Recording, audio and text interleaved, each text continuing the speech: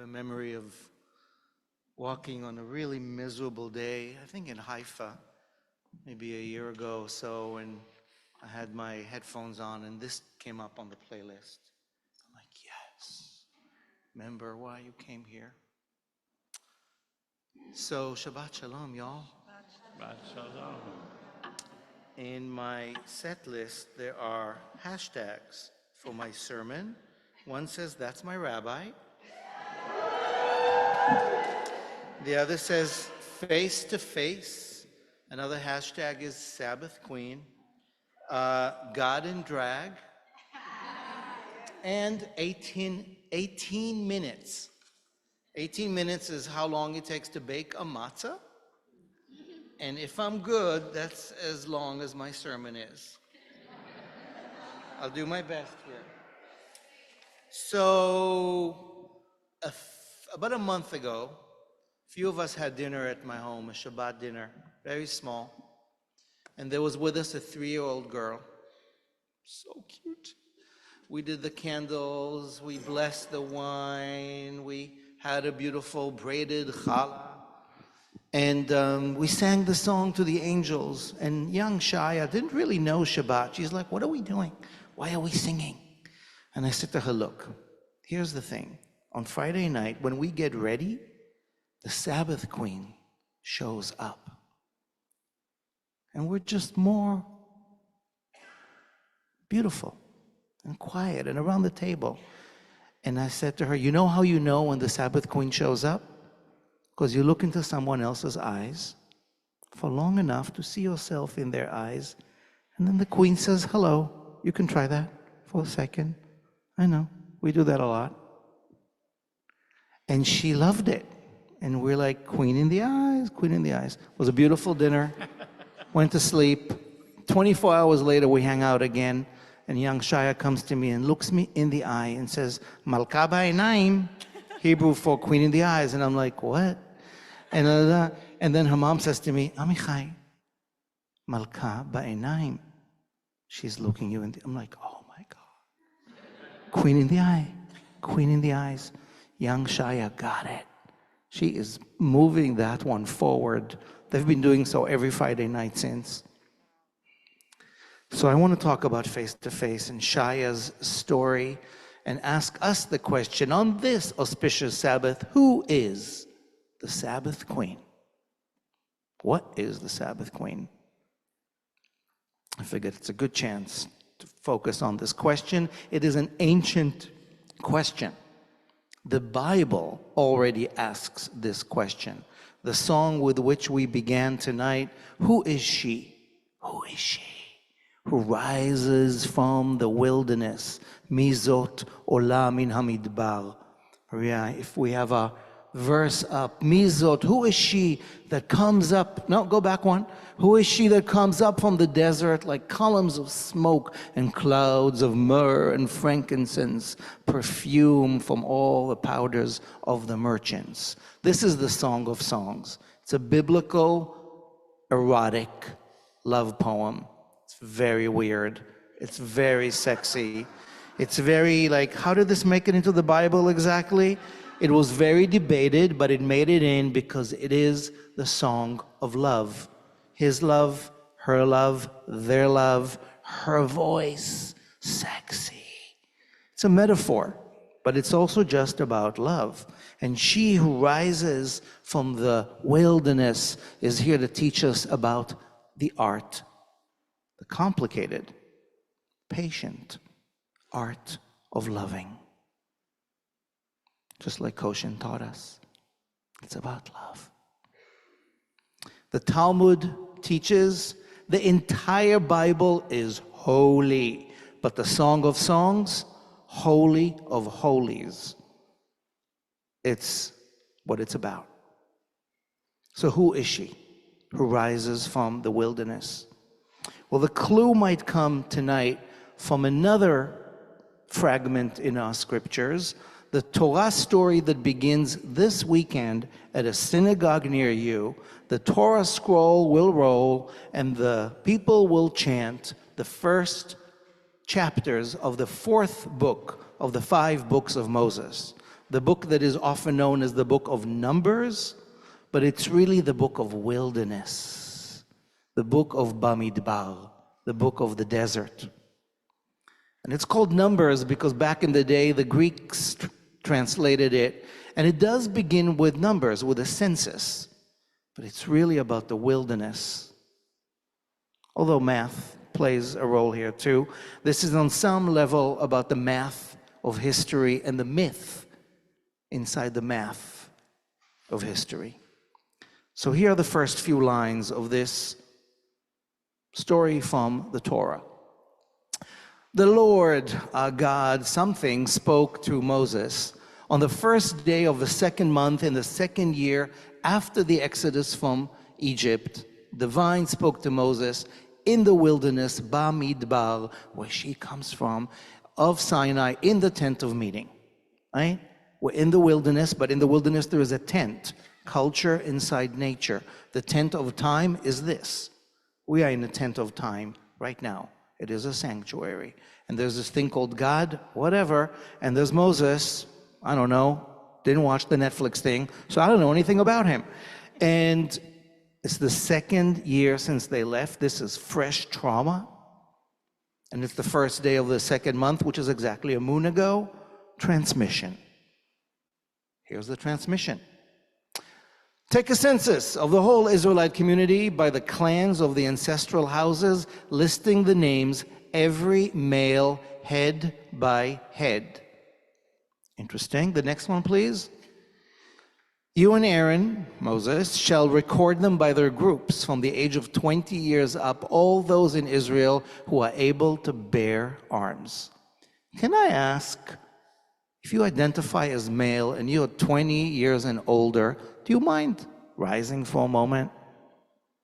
You don't have to do anything, just identify yourself. Okay, are you able to bear arms? Do you want to? Defend us, defend your community, your family, in case we need to? Can we count on you? You can sit down if you're like, I'm sorry, I got an issue, I have a condition. That's all good. Okay, thank you. You all may sit down. So, you guys, this is the census. It's men, 20 and up. It's soldiers. 603,550 total. That's as many as men there were in that count.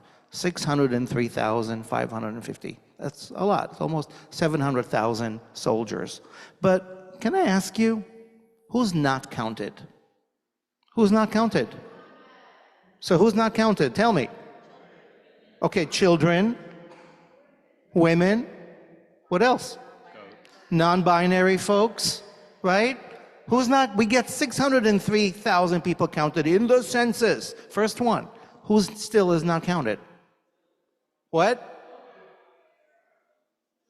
Children, women, non-binaries, grandparents, octopi, perhaps the pets.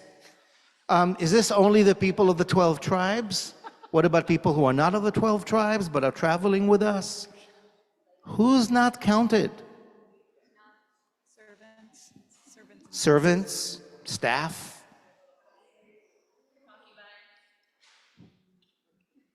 So, look, patriarchy is patriarchy. This is what we inherited. It is about war.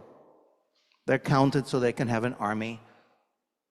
And sometimes we need an army. But those who count, back then, today, it's not just about that. And perhaps it shouldn't be about that. But you know who's also not counted? The 13th tribe. The 603,550 soldiers are from the 12 tribes of Israel. But there's a 13th tribe, the tribe of Levi. That's the tribe of Moses and Aaron. And they're not counted in the general census. You know why? Because they're a different category. They're not in the circle, they're in the middle. If we look at the next thing over here, this is the map, the mandala of how our ancestors traveled in the wilderness. Look at the 3 tribes on each side. There's Judah and Issachar and Zebulun and Reuben and Shimon. You know the thing from Joseph. And then in the middle is the tribe of Levi. That's the guys from Levi Strauss. Later on, by families. And in the middle, tabernacle, tent of time, the holy place. And the Levites are not counted among the soldiers because they have a different sacred service. They are the technicians of the sacred. They operate the infrastructure of meaning. Oops. Well, there goes my watch. I have no idea what time this thing is going to end. Sorry. No, I do have a watch. That's okay. Sorry. In the sacred center, by the way, time. Ever looked at an analog watch or clock? 12. Boom. In the center. Like the astrological, like the saints, 12 and something in the center, that's the sacred mandala. And that's what we got here. 12, thank you. And the sacred center is where the tent of time is. And what's inside the tent of time? The Holy of Holies. And what's inside the Holy of Holies? A box. And what's inside the box? The 10 Commandments, y'all. The thing itself that God wrote, or plan B, but never mind. There's like the sacred text, the black box of our people. And in the middle of that black box, covered wood with gold, are these 2 creatures. And here are the verses about those creatures. Vahayu HaKrovim, those cherubim, will have their wings spread out above that box, shielding the cover with their wings. They will confront each other. The faces of the cherubim turn towards the cover. 2 creatures, griffins, angels, something. Cherubim, probably borrowed from like Mesopotamian culture, but whatever. They're the bodyguards of the sacred. And if you look at the next verse, place the cover where those cherubim are on top of the ark. Before that, deposit inside the ark the pact that I will give you. The first original text, the first letter that we have in our tradition, the first written word. That's what's inside the black box. And there I will meet with you. There. Inside that Holy of Holies black box, the cockpit is where I will impart to you from above the cover between the 2 cherubim that are on top of the Ark of the Pact, all that I will command to you concerning the Israelite people. In the center of the center is this place where one cherub meets the eye of another cherub. And in between, in that middle, between eye to eye, is where the divine dwells. That's where the transmission comes from. It's magnetic. It's like a radio. Bzzz, always on. That's where the Shekhinah, she who dwells within, energy, presence, dwells. Imagine what it's like to live for 1,000 years with the knowledge that there is a temple. And inside that temple is a Holy of Holies, and you can't access it, but you know it's there. And that's where the bzzz always happens. Zzz, eye to eye. Zzz, sacred, dangerous, divine, inaccessible, but you know it's there. Until it's not. The trauma, twice, where the temple in Jerusalem became ashes. And there's no Holy of Holies. There's no box, there's no cherubim, there's no text, there's no bzzz. Now what? How do we come out of that? Well, our ancestors are pretty smart, and the divine predates real estate. So they created this idea that the cherubim who look each other face to face, eye to eye, the bzzz of the divine presence isn't space specific. It is time specific. And it's everywhere. So if you look at the next slide, you might recognize these guys. Ever been to a synagogue? Seen the lions on front of the top of the ark? Who do you think those lions are, kids? Cherubim. Eye to eye. And what's in the middle? The Torah, 10 Commandments. And above, the crown, the Shekhinah, she who is the crown, the queen of everything. The sense of sovereignty, the energy that happens when we meet each other face to face and eye to eye. See the divinity within each other and get beyond the binaries of I'm better than you because I'm a male. And that is how it is. Oh, I'm straight. Oh, queer. Oh, this is my political affiliation and therefore I am right and you are wrong. Period. Not. Open. Eye to eye. Bzzz. The sages took the Shekhinah, the divine presence, who at the same time was and wasn't feminine, but wasn't masculine. It is an anti-patriarchal movement, and created her as the presence that is everywhere we gather. Every synagogue has one of these, as if to say, it isn't just about Jerusalem. This is sacred space as well. And every one of us is invited in our Song of Songs, our Holy of Holies, within ourselves or with each other to find a way for intimacy. For what she is about. Like in the Song of Songs. And at some point in our history, she became the Sabbath Queen. The Queen of Time.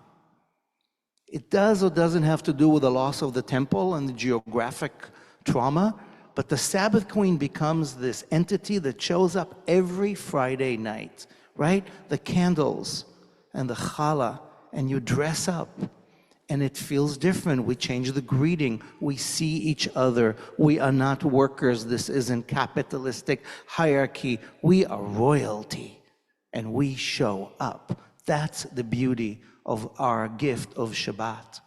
And the Sabbath Queen is a manifestation, a mythic metaphor for time, for the sanctity of what happens when we show up. Right now, right on time, every Friday night, the Sabbath Queen, Queen in the eyes, Malka b'einayim, shows up. She don't show up unless we show up. And somehow our ancient poets got it. The sacred center is where intimacy happens. The sacred center is where democracy happens. The sacred center is where the dignity of every human happens. The sacred center is where we get beyond the you started or I started. It's your problem, it's my problem. It is our divine challenge to show up, to transcend the trauma, to get beyond the mine or yours, my place, your holy, my holy, this holy. Meet in the middle. Intimacy, responsibility, eye to eye, face to face. Every single one of us counts. Not just the soldiers. All of us got to flip the narrative, and that is what the Sabbath Queen wants of us. On this and every Friday night, Holy of Holies every week and not just on Fridays. This moment, this painful moment, this tragic moment calls on us to be the Sabbath Queen, to find each other in the messy middle, beyond the binaries and the polarities. I'm right, you're right. Let's be wrong together, but let's find another way towards Shabbat Shalom, the pause for peace we need so badly.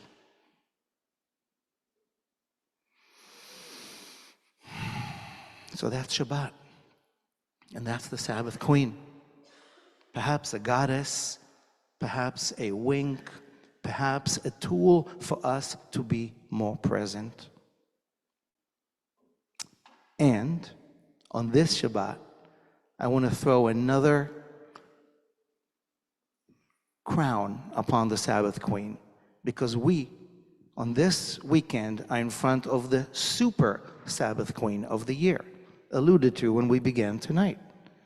The holiday of Shavuot, the harvest and the night of revelation, is going to be celebrated this coming Tuesday night. And some of us, I think Naomi religiously, have been counting the days towards Shavuot, towards the holiday of harvest. Now, what does that have to do with the Sabbath Queen or with the Queen of Time? If you look at this next slide, it's coming up. This is a beautiful modern rendition of the Omer. If you count 7 times 7, what do you get?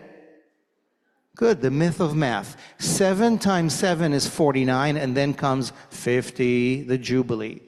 7 days, every 7 days you get the Sabbath. But from the night of Passover, if you count 7 weeks, 7 times 7, you get to the 49th night, which leads to the 50th gate of mystery, which is the holiday of Shavuot, 7 weeks. And the mystics name the holiday of Shavuot the 50th day from the oppression of Egypt into the revelation, the night of Malchut, the night of the Queen, the night of majesty and sovereignty. We count towards Malchut, towards the notion of being in our body, ready for the revelation of simple, not so simple love. So this coming Shavuot, a bunch of us will be in Brooklyn, co-teaching, co-singing, co-revealing. I'll be teaching about what it means to meet in the messy middle, to look at this painful moment and insist on a path onwards, towards Malchut, towards this mystery of majesty that isn't about religion so much as it is about just being human and looking myself in the eye so I can look someone else in the eye. And if we all look each other in the eye, then it is Shekhinah all over. Everywhere is a temple. And the Holy of Holies is all of our holies, not just my mountain or yours. This too is the recipe to get beyond what we inherited and let the Sabbath Queen teach us what it's like to be alive. So if you look at this last beautiful mandala that says Shabbat on the top and Malchut on the bottom, it's a purple flower. More about purple coming in the days ahead, but this is the heart of all things. I invite you to find your heart and know that this is the sacred center. Sabbath Queen is right here all the time. We are her and it is hidden because we were taught by a great queer elder that the important things are hidden in plain sight. And sometimes you need a bit of mascara or a wig to reveal the inner naked. And that's because we are all God in drag. That was Ram Dass's teaching to us. You're going to see the next slide coming up. Treat everyone you meet like God in drag. That's Ram Dass, Richard Alpert, a psychedelic Jew, queer, Buddhist elder who reminds us that the Sabbath Queen is sitting next to you right now, at home, right here. Everywhere you go tonight, we get to be the Sabbath Queen when we confront each other face to face, when we all count and we make sure that everybody counts. We count the days towards Shavuot as we count the days towards our next reunion. Because our new tent of time, it's a big tent. And there's room for all of us. Beyond what once was wholly in or out, no more. Eye to eye, the Queen is in the eyes. On this Pride Month, on this auspicious weekend when my friend Sandy and team of co-creators get to celebrate the story that you named the Sabbath Queen, because of this ritual we call the Sabbath Queen, we are all reclaiming some ancient majesty with a major wink. We don't know where it's going, but we know we're here now. And it is such an honor and a pleasure to be with you, Your Majesties, inside the palace of time, this tent of being, in the Holy of Holies. Are you feeling royal, divine, majestic? Got a couple more minutes, if not. Thank you for being here, Your Majesties. Shabbat Shalom.